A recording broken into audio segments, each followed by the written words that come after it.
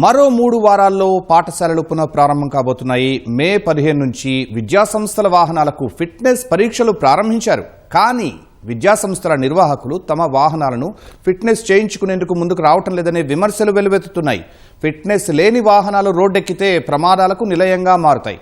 అభం శుభం తెలియని అమాయక విద్యార్థుల ప్రాణాలు గాల్లో కలిసిపోతాయి. జూన్ మొదటి వారంలోగా విద్యాసంస్థల వాహనాలన్నీ ఫిట్నెస్ పరీక్షలు పూర్తి చేయించుకోవాల్సి ఉన్నా ఇంకా ఆ దిశగా రవాణా శాఖ చర్యలు చేపట్టడం లేదు.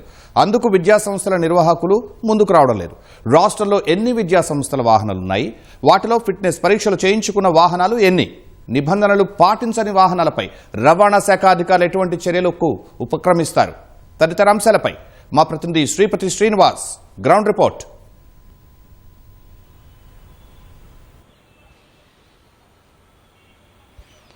ఆ శర్మ, బడి పిల్లలకు బస్సులకు సంబంధించినటువంటి భద్రత ఎంత అంటే వందల వేల ప్రశ్నలు మదిలో ఉత్పన్నమవుతాయి. కానీ వాటికి సమాధానాలు మాత్రం కనిపించట్లేదు.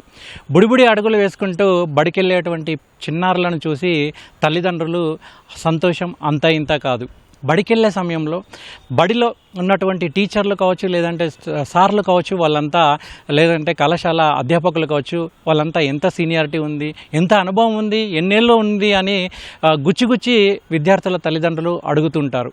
కానీ అదే పాఠశాలకు తీసుకెళ్లేటువంటి విద్యాసంస్థల బస్సులు కావచ్చు, లేదంటే ఆటోలు కావచ్చు, లేదంటే క్యాబులు కావచ్చు, అవి ఫిట్నెస్తో ఉన్నాయా లేదా అని మాత్రం ఏ ఒక్కరు కూడా ఆరా తీయరు. ఇదే ప్రమాదాలకు ప్రధాన కారణమవుతుందని రవాణా రంగ నిపుణులు అభిప్రాయం వ్యక్తం చేస్తున్నారు. రాష్ట్ర వ్యాప్తంగా సుమారు 27,000 పైచిలకు విద్యాసంస్థలకు సంబంధించినటువంటి బస్సులు ఉన్నాయి.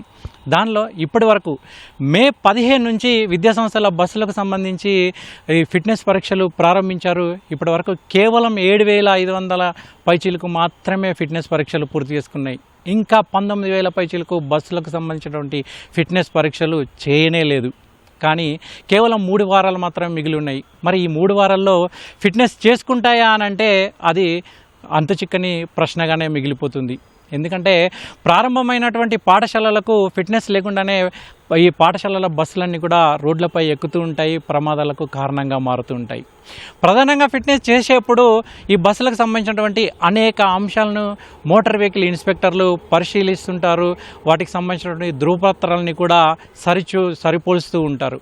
ముఖ్యంగా ఫిట్నెస్కు సంబంధించి బ్రేకులు సరిగ్గా ఉన్నాయా, ఇంజన్ సరిగ్గా పనిచేస్తుందా, ఏమైనా ప్రమాదం జరిగినప్పుడు సుత్తి అందులో ఉందా, అద్దాన్ని పగలగొట్టుకునే అవకాశం ఉందా, అందులో నుంచి బయటపడే అవకాశాలు ఉన్నాయా, పిల్లలు ఈ స్కూల్ బస్సులోకి ఎక్కేటప్పుడు మెట్లు సరిగ్గా ఉన్నాయా లేవా అనేటివి కూడా ఉంటాయి.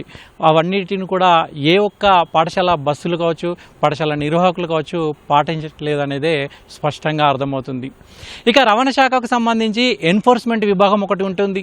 కానీ వాళ్ళంతా కూడా నిమ్మకు నీరెత్తినట్లే వ్యవహరిస్తుంటారు. ప్రతి ఏడాది కూడా ఈ జూన్ మొదటి వారంలో ఈ ఫిట్నెస్కి సంబంధించినటువంటి బస్సులకు తూతు మంత్రంగానే తనిఖీలు చేస్తూ ఉంటారు. కానీ అవి ఎక్కడ కూడా ఈ ఒక కొలిక్కి వచ్చిన దాఖలాలు అయితే కనిపించట్లేదు. జూన్ మొదటి వారంలో ఎంబీఐలంతా కూడా రోడ్ల మీదనే ఉంటారు. పాఠశాలకు వెళ్ళేటువంటి బస్సులను కావచ్చు, ఆటోలను కావచ్చు చెక్ చేస్తూ ఉంటారు, హడావుడి చేస్తూ ఉంటారు.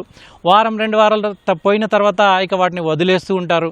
మాకెందుకులే అనుకుంటారో ఏమో, కానీ వాటికి సంబంధించినటువంటి వాటిని పరిశీలించే పరిస్థితే కనిపించదు.